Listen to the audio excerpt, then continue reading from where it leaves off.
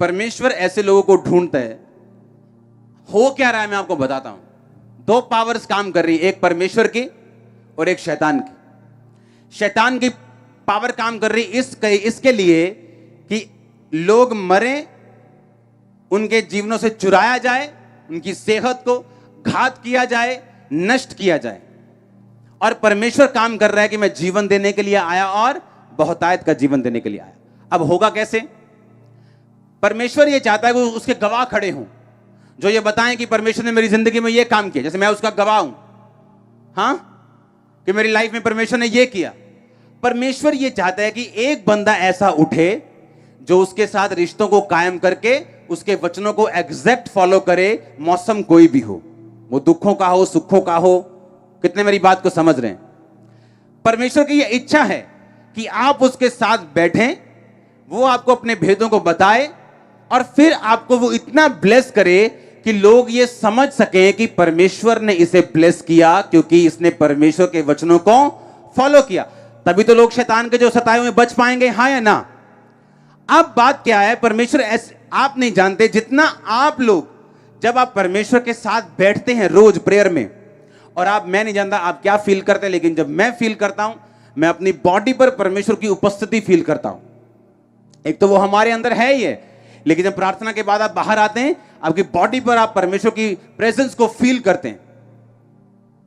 Complete body पे आपको मालूम होता कि पावर और प्रेजेंस परमेश्वर की आप फील कर पा रहे हैं। कितने मेरी बात को समझ रहे हैं? अब बात यह है कि परमेश्वर ऐसा क्यों चाहते हैं।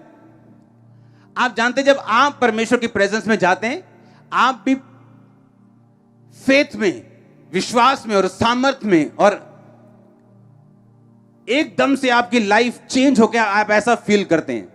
और फिर आप जाना चाहते हैं परमेश्वर की प्रेजेंस में, चाहे आपका शरीर आपको रोके, आपकी इच्छाएं आपको रोकें, पर आपको मालूम होता है कि जब मैं परमेश्वर की प्रेजेंस में बैठता हूं तो कुछ ऐसा बदलाव होता है जो और किसी भी एफर्ट के साथ, किसी भी काम के साथ नहीं होता। आप जानते हैं, इससे उल्टा परमेश्वर क्या करता है?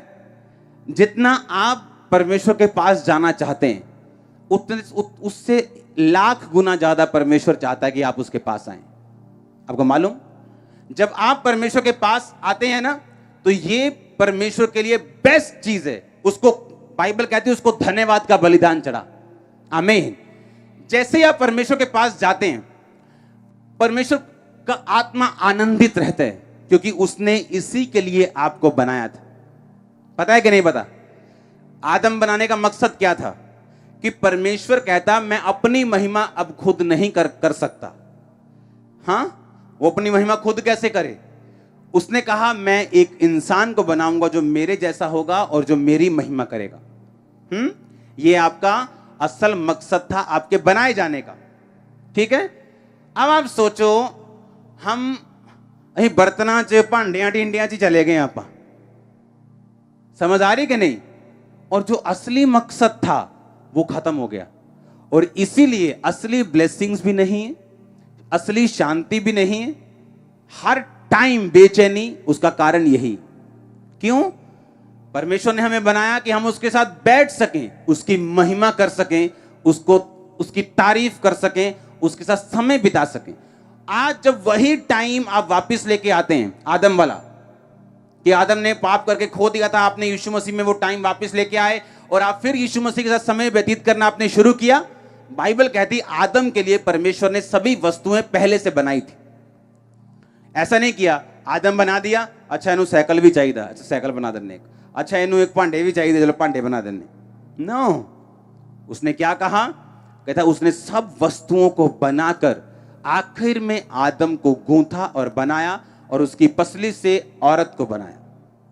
यानी जैसे ही आप परमेश्वर के प्राइम पर्पस को, यानी जो मेन मकसद है बनाने का आपको, उसे पूरा करेंगे, वो सब वस्तुएं जो आपके लिए बनाई गई अपने आप आनी शुरू होंगी।